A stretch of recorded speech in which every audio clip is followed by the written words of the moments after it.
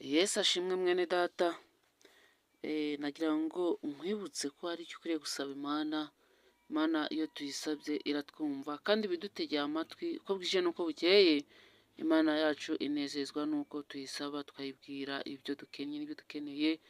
Ariko njye icyo nshaka kwibutsa, nagira ngo nkwibutse yuko hari icyo dushaka gusaba Imana, impano. Imana iyo wasabye impano ni ukuri irumva iraguhereza. Umuntu ushobora kumusaba impano akabitekerezaho akareba akavuga ati si umuntu ari kunsaba pe kandi ndakwiriye kumuhereza impano, akabigukorera kuko umuntu abantu ni beza kandi abantu baratanga, ariko harimo n'abantu badatanga. Ariko Imana yacu iyo wayisabye ntabwo icyo yakwima kuko byose biri mu biganza byayo. Niyo mpamvu rero nkwinginze kugira ngo ugire icyo usaba Imana, uyisabe impano, uyisabe impano y'ubwenge se, impano y'urukundo, impano yo kubana n'abantu bose amahoro, impano yo gukiranuka. Ugira ikintu usaba Imana, ni ukuri niwayisaba iraza kumva kandi irabikora. Hari ubwo umuntu agenda itara rye ryarazimye kera ntabimenye, nk'abakobwa icumi ngo batanu bari abanyabwenge abandi batanu ari abapfapfa, nta bwenge bari bafite. Abo batanu batari bafite ubwenge baje kuryama barahunikira umukwe atinze, barasinzira pe. Ariko igihe umukozi akomanze yinjiye, aho bakangukiye hejuru basanga amatabaza yabo yazimye. Biba ngombwa ko bagenzi babo bababwira ati twe ntawe turi bubaye ku mavuta, ahubwo mujye mu bahanjuzi mujye kubasaba amavuta. Natwe rero hari igihe kigera tugahunikira tugasinzira tukabura ubwenge, igihe twakoreraga Imana, igihe twayivugiraga, igihe twabonaga n'abantu bose amahoro ugasanga twabuze ubwenge. Imana ikavuga ngo ngiye kuguhereza umurima, ubwenge ugura umurima, ukigira mu zindi gahunda zawe ukabura ubwenge. Ni ukuri ugasanga impano yawe yarazimye irasinzira. Rero igisabwa kugira ngo usenge wegere Imana, nayo irumva irakiranuka, yabikora pe ikakugirira neza. Ariko nurangara ugasinzira pe, ni ukuri ntacyo uzafata nta n'icyo uzasanga, ahubwo uzaba ubuze ubwenge. Niyo mpamvu Salomo yegereye Imana aravuga ati reka nzamuke umusozi w'Igibeya njye gutambira Imana igitambo cy'ishimwe cy'uko ndamahoro. Ni ukuri Imana yaranyibutse irantoranya mu muryango wa Dawidi, ingiza umwami n'ishimwe rikomeye. kandi ntashobora kuba umwami ndafite ubwenge, sinashobora kuba umwami. Ni ukuri ndari kumwe n'Imana ya Isiraheli, uko Imana ya Isiraheli yabanaga na Dawidi. Dawidi yaracumuraga agaca bugufi akavuga ati Imana mbabarira, Imana ikamubabarira ikabyumva kuko Imana ari umubyeyi ikabikora vuba igahita imuhereza imbabazi. Kandi yari yamwemereye ko izamukora imirimo n'ibitangaza ku ngoma ye, ko izabana nawe, yamuhaye n'uburame bukomeye. Yavuye ku ngoma atayivuyeho nabi, ahubwo yavuyeho mu zabukuru, biba ngombwa ko asimburanwa n'umwana we, birakunda. Niyo mpamvu Salomo nawe yagiye gusaba Imana ubwenge, afata Imana rero. Imana yamusanze aryamye nijoro, yamubwira ati mwana wanjye Salomo, gira icyo unsaba. Salomo aratekereza avuga ngo Mana wagiye ubana na data Dawidi imyaka myinshi ukamugirira neza, cyangwa se ibyo ukagikora, cyangwa kubwiye ukagikora. Ni ukuri ntacyo yigeze akuburana nk'Imana, mwaragendanye, mwarasabanye, mwabanye neza, nanjye ubane nanjye neza, ubane nanjye neza. Muri ibyo byose nubwo nagusaba ko tukwiye kubana neza tukagendana neza kugira ngo ingoma yanjye umpaye y'ubwami irambe, ariko hari icyo mbuze mu buzima bwanjye. Niyo mpamvu yabwiye ati Mana rero hari icyo ngusaba. Abami ba mbere ibice 3 umurongo wa 12 kuvuga ngo nuko nkugiriye uko unsabye. Yaramaze gusaba Imana ubwenge, yavuze ati Imana mpa ubwenge mu mutima ujijutse, mu mutima ushoboye kumenya mpa byose, ngo dore nguhaye umutima w'ubwenge ujijutse. Mu bakubanjirize cyangwa mu bazagukurikira ntawe uzahwana nawe, niko Uwiteka avuze. Imana izi ibintu tuyisaba kandi pe ikaduhereza n'ibyo tutayisabye kuko izi ko tubikwiriye. Imana yamuhaye umutima ujijutse, iravuga ngo n'ibyo utansabye ndabiguhaye. Mu bakubanjirize n'abazaguheruka ntawe uzamera nkawe. Icyo uzansaba cyose nzakiguha, numpamagara nzakumva, nuntamira nzabyumva, nunyubakira nzabyumva. Imana ihereza Salomo isezerano rikomeye, amubwira ngo nzaguha ubukire, nzaguha ubutunzi kuko unsabye neza, unsabye kujijuka. Abandi benshi basabaga Imana akavuga ngo Mana, ngo umuntu yambwiye nabi, ngo none ugira ngo ugende umusange, ati Mana ngo kubera ko uriya muntu wamuhaye ubucuruzi ngo njye sinabyemera, ukagira ngo niwe wabuguhaye, cyangwa se ukagira ngo niwe waguhaye.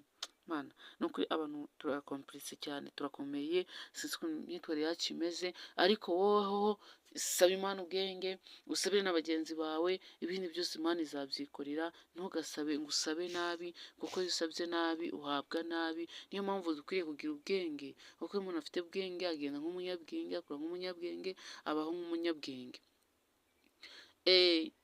Icya mbere nagusaba muri ibi bintu kugira ngo Imana iguhe ubwenge, ngo dore ibintu by'ingenzi bisobanutse.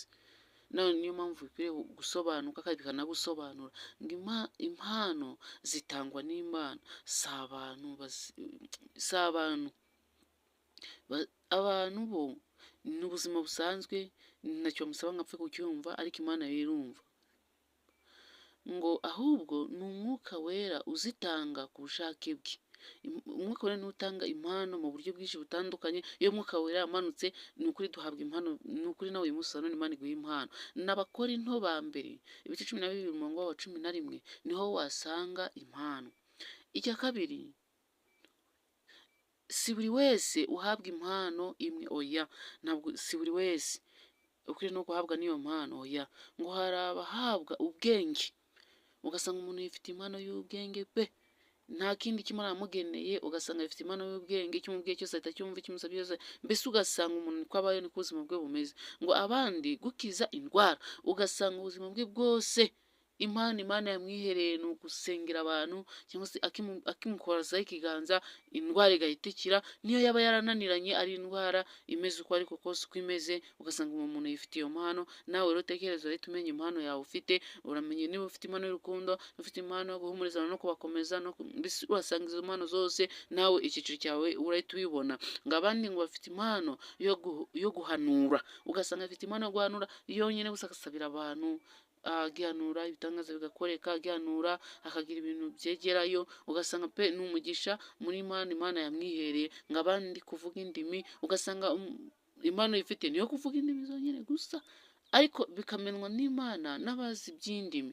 Ngo abandi gusobanura izo ndimi abandi bavuze, ngo abandi kwigisha, ugasanga umuntu ifite impano y'ivugabutumwa ni ukwigisha, we nta kindi yashobora, ugasanga pe niko Imana yamutoranije, nibwo buryo buri kumva ko buri muntu wese afite impano, ntabwo twese dufite impano zimeze kimwe. Ubu bisanga mu Bakorinto ba mbere ibice 12:7 kugeza ku 10. Noneho icya gatatu, impano ziruzuzanya nk'uko urugingo cyangwa se nk'uko ingingo z'umubiri zuzuzanya cyangwa se ziri ku mubiri umwe, niko natwe rero mu mpano dukwiye kuzuzanya. Ngo niko n'impano z'umwuka zuzuzanya kugira ngo zubake itorero. Ntabwo ukuboko kwakirata ku kuguru, nta nubwo n'ijisho ryakirata ku mutwe, ntabwo ikibuno cyakirata ku tako, oya, buri kintu cyose gifite umumaro mu gihe cyacyo. Ugasanga impano zikwiriye kuzuzanya pe mu buryo bwose bushoboka.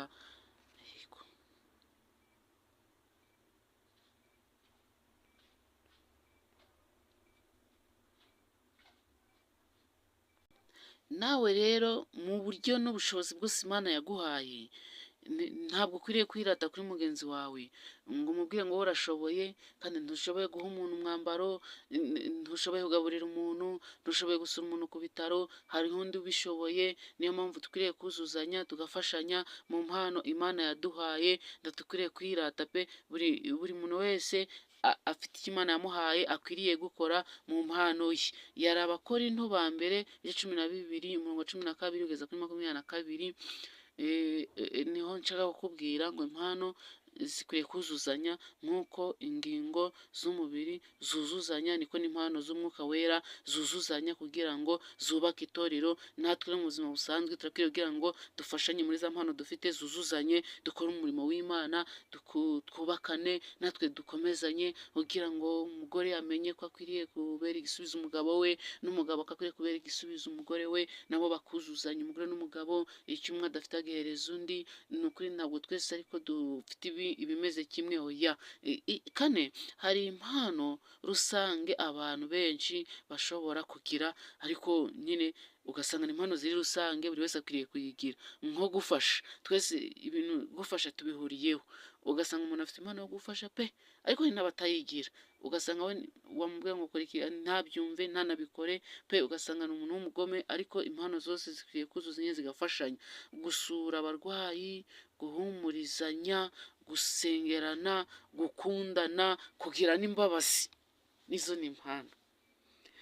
Iyi mpano iyo ufite yo kugira imbabazi, ni ukuri Imana yanaguha n'umugisha cyane. Ariko ngo ufite impano y'urukundo, Imana yaguha umugisha. Ufite impano yo gusengera abandi, Imana yaguha umugisha. Ufite impano yo guhumuriza, Imana yaguha umugisha. Ufite impano yo gusura abarwayi, Imana yaguha umugisha. Ufite impano nziza, abantu benshi turakwiriye gusobanukirwa kugira ngo buri muntu wese amenye impano ye, amenye ubuzima ari kunyuramo n'impano ye. Ni ukuri turakwiye kuzuzanya, ngo hari impano zihariye abantu bake bahabwa, nko guhanura cyane.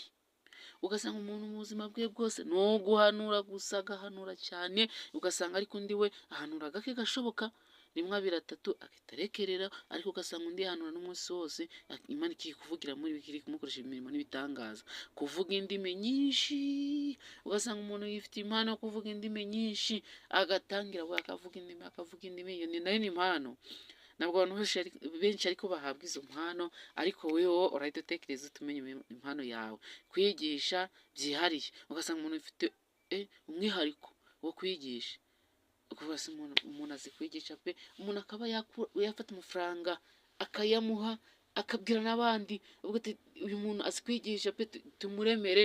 Ugasanga akuyemo n'umugisha mu kwigisha kwe, ni umwihariko. Ariko woweho ntabwo ariko impano yawe imeze. Urumva ko dufite impano zitandukanye, ngo kugira ngo kugirana ubwenge budasanzwe nka Salomo. Salomo yari afite ubwenge, Salomo yari afite ubwenge budasanzwe, Imana yabaga muri we, yamukoreshaga imirimo n'ibitangaza, kubera ko yagiraga abagore benshi. Hari umugore yigeze kwegera, ahageze asanga batatetse, asanga nta mazi yo gukaraba, asanga pe, kandi umugore yamukundaga cyane, yari mwiza, mu bagore yari afite 1001. Arangije ngo abonye nta kintu abonye kuri we, nibwo yatangiye guca iriya migani ya Salomo.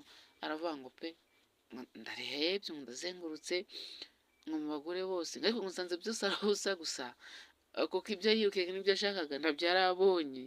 Ariko yari naho yageze ku mugore mwiza, asanga umugore yatetse, yabishyize mu gisuperi, hari amazi, uburiri burashashe neza, nta muntu wabigeze abubwira ngo abuvogere.